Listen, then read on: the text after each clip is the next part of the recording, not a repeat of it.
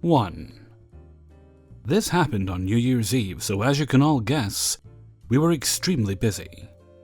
I also have some incredible saint-like managers who do their very best to help us when everything gets too crazy. I work at an Italian restaurant. I don't actually serve, but I bus and do takeout. On this particular night, I was in takeout.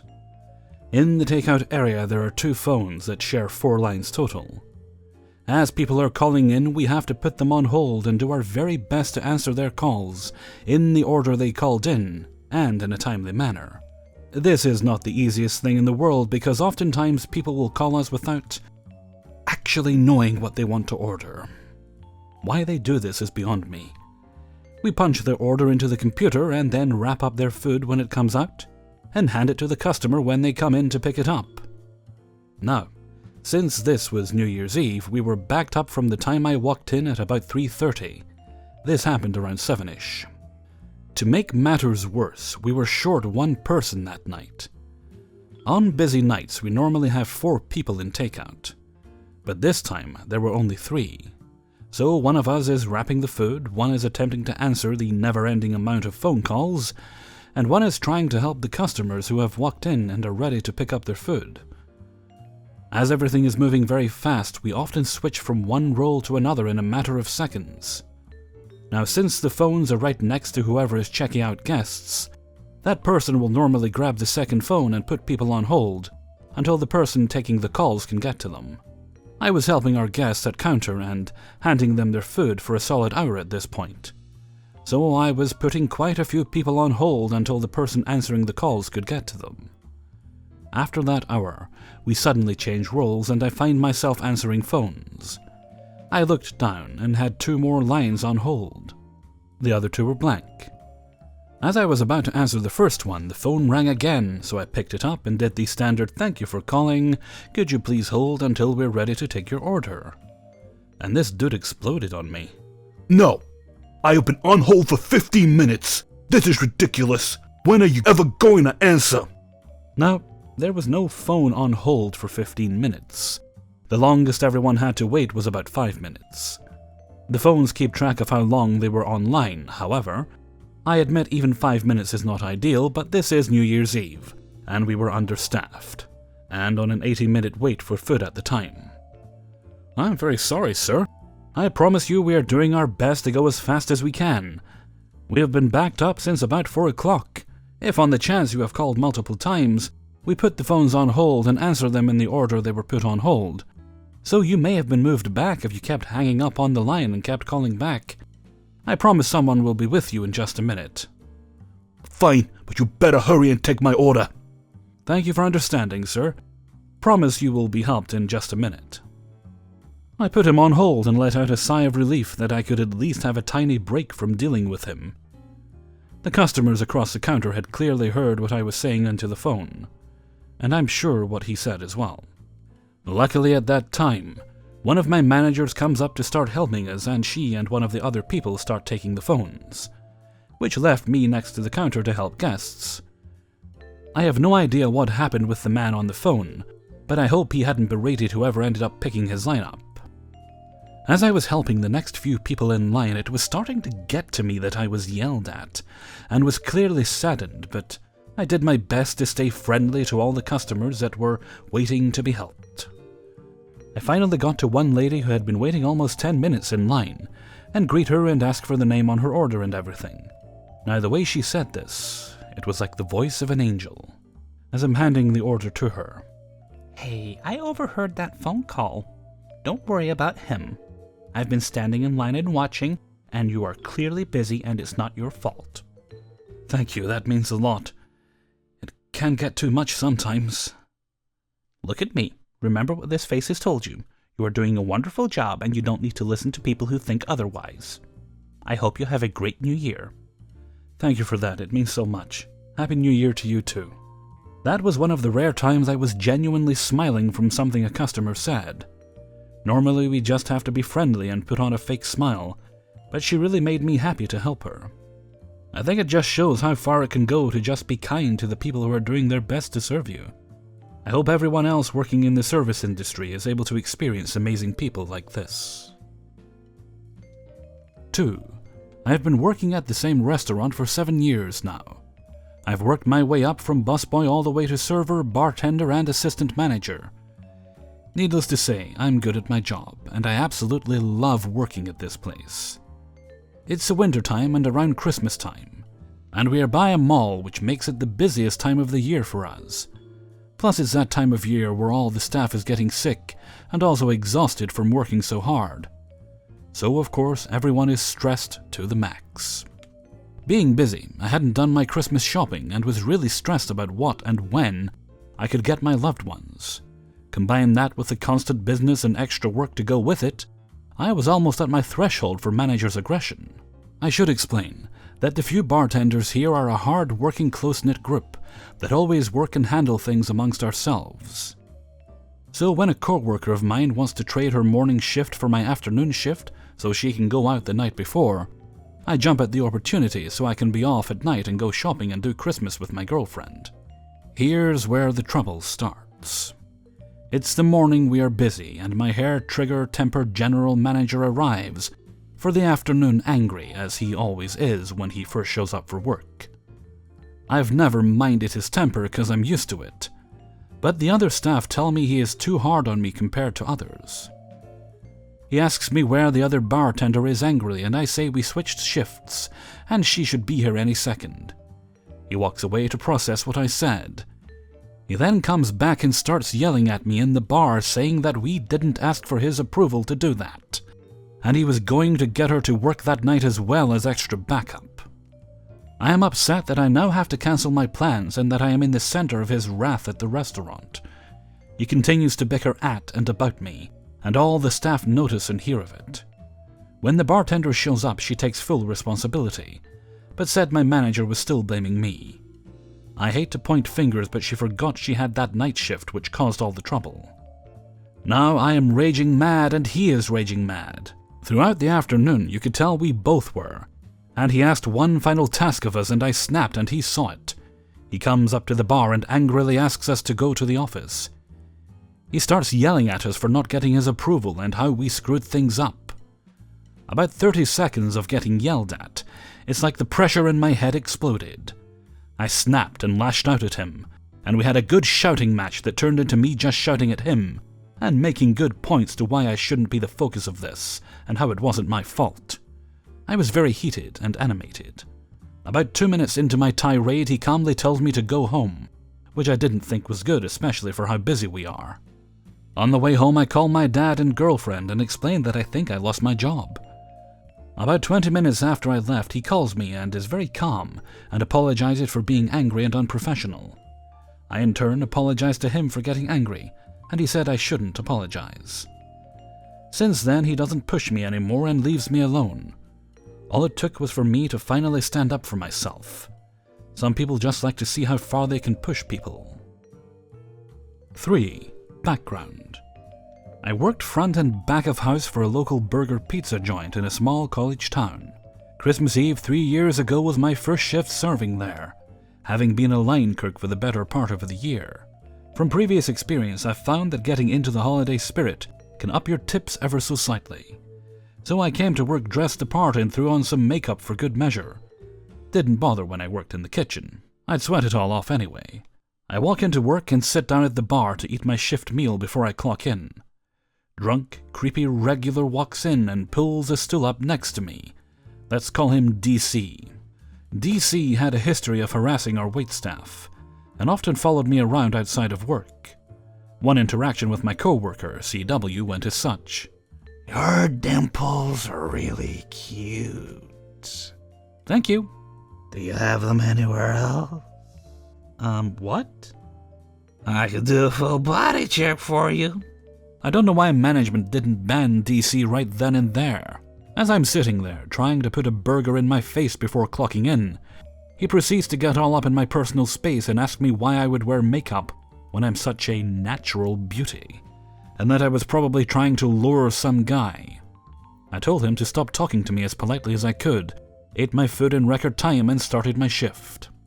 As I am bar backing, DC follows me up and down the bar, saying that he didn't mean to offend me, and that I'm just so pretty, blah, blah, blah, and I kinda lose it. DC, I am tired of you sexually harassing our employees.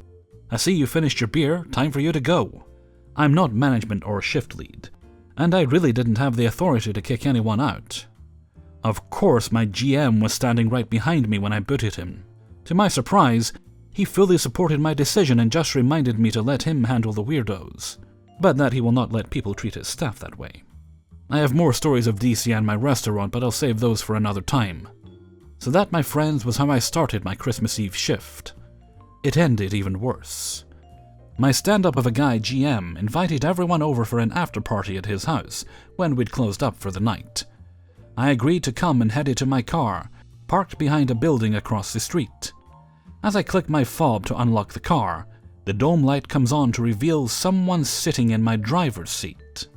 He immediately exits my vehicle and walks toward me, slurring that he hopes he didn't steal anything and he didn't know what was happening. I'm in between my car and another, with this guy standing between me and the door to my car. I switch into some survival mode where I'm placating this dude while looking around for a weapon. The next thing I know, another man starts approaching me from behind. At that point, I shove the car intruder out of my way, get in my car, lock the door, and speed off. I don't think I took a breath until I got to my GM's house. It might have been a coincidence that two men approached me in a dark parking lot at once, and I'm kind of convinced the guy in my car was a lonely drunk man with nowhere to go on Christmas Eve. But you can never be sure, and you have to trust your instincts. My co-workers made sure we walked to the car lot together on late shifts from that day on. I will never forget the support and kindness my restaurant family showed me that day. Bonus, the owner came back from vacation and told us we didn't even have to be open for Christmas Eve. Facepalm. Great staff, not so great owner. 4. I work at a high-end restaurant attached to a hotel with a famous cake. This cake is available to be purchased, whole, for $152. This cake can also be ordered to be shipped across the country. But due to the nature of the fact that it is a perishable item, it must be sent priority overnight. It weighs about 16 pounds, and I can't control the cost of shipping. That ranges from $60 to $300, depending on how far away you are from us. The question comes down to how badly do you want this cake? Most people ship it out for weddings or really big birthday or anniversary markers. One man ordered 8 and drove 10 hours to get them and 10 hours back. TSA at the local airport knows what our product looks like, because people will fly them home. Heart wants what it wants. Today the iPad that runs OpenTable tells me I have an email during breakfast service. I read the notification but don't open the email. This lady is very angry because she was charged $174 for shipping, on top of the $152. This is made aware when you proceed to checkout on the web store, but she was surprised after she clicked, "Yep, let's buy the damn thing," and doesn't want priority overnight. Standard shipping will be fine. It doesn't work like that. It's deep frozen and packed with ice. It has to get there next day. My next email is that she has left us a voicemail. The phones don't run in the morning because there isn't a guarantee that a staff member can answer, or answer appropriately, justified by the fact that breakfast isn't advertised. The next email comes in to verify that we received her voicemail, that she left a voicemail to see if we got her email verifying her voicemail, and so on. I have actual guests present and asking questions. I'm short-staffed, and my reservations manager will be within the next 20 minutes. I'm more than happy to talk to this lady. I've already cancelled her order through pastry. But for all her knowledge, there isn't anyone to answer her questions. She calls the front desk who tell her this. They don't know they'll have someone call her, and they walk over to find me filling out a check for a wine delivery on the phone with our produce supplier. And as soon as I hang up from that, get a, "Here's the phone, liaison needs to speak with you." So they back out and tell her yes, they'll call you back shortly. Reso manager comes in. I tell her we're dealing with this first. Let's go through the voicemail so at least we know. It's at least 15 minutes of voicemails about shipping. Call her back. It's going to take 5 to 10 business days, usually sooner, but I can promise you'll get your money back at that time. Well, this isn't acceptable. I live only 500 miles away. I don't really understand why this isn't included in the $130 cost. Well, the fact that the cake is less than the shipping is indicative. Why can't I do a different shipping method? Again, perishable item. If you get food poisoning and sue, not our gamble. Part of that priority overnight means that if they don't get it to you on time, they have to reimburse us for the cost of that item. Gas alone from your location and back is gonna hit you for more than the cost of shipping. Planes are expensive. It's for this special occasion. They almost always are. I'm not in control of what the shipping charges are. There is no shipping hookup that I'm withholding from you. Why so many days until I get my money back? Again, I'm sorry, not sorry. But that's not under my control. Banks and corporations take time to talk. Well, I dined there a few weeks ago. Okay. Did you not have proper storage for it? I understand space is space. No, I didn't want to pay the $50 to check my carry-on. Okay, order is cancelled.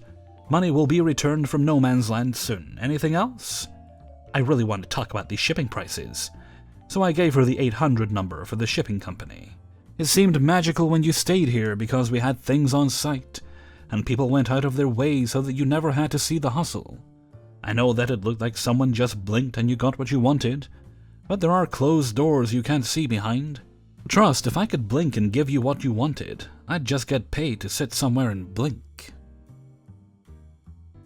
5. This was last Sunday, so the day started off with Colts versus Patriots, and ended with Eagles versus Saints. I was on a double and in a 3-table section. At around 4 I have 2 tables and I'm taken off of rotation so I can take my break once they get up. The first table was 2 girls, who were really awkward and quiet, like staring at me extra long when I asked, "Do you have any questions about the menu?" And then quietly saying no. And they hadn't ordered anything but water and spinach dip in 30 minutes. So I offer it to the server in my section next to me, who luckily takes it. This leaves me with just that other table, the table holding an absolute homie of my generation. It's a young man and his girlfriend in their 20s. He's already told me he's staying for the Saints game, started at 4:30. And I go up to the table and even he tells me, "Hey, if you're closing up for lunch, bring me the check for what you served me and I'll tip you on that instead of transferring it to another server." And I let him know that I'm going on break soon, but I have this same section for the night, and he says, "That's cool, man, take your break and we'll be here when you get back. We don't need anything right now." So I was like, sweet.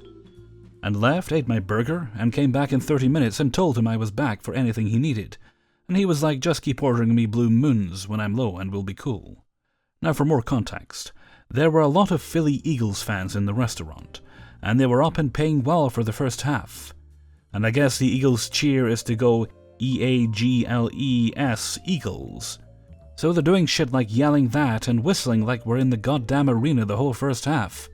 Made talking to nice families not here for the game a hassle, and made carrying trays of drinks and food feel dangerous, when I can't hear shit turning corners.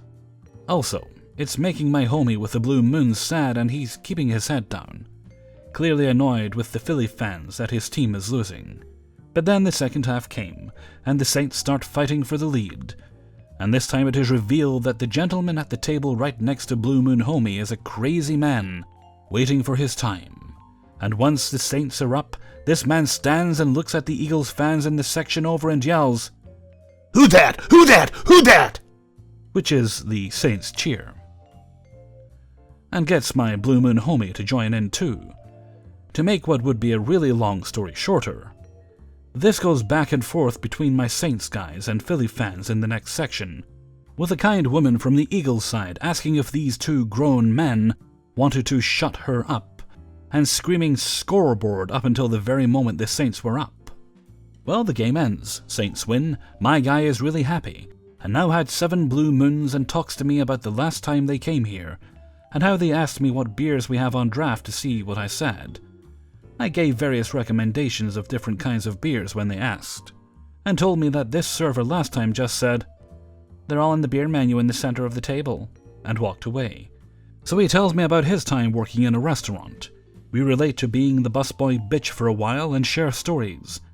And he tells me a lot of servers look at him and think he's young and they shouldn't give him their best service, but that he's in the Navy, and recently got his enlistment bonus of a good amount of cheddar, and told me he will take care of me at the end of the night. Sure enough, After more stories are shared about the area we live in, what his girlfriend does, how bad Philly fans are, and about the importance of being genuine with people, I run his card and bring him the check, and he leaves me a cool $36 on $120. 30%.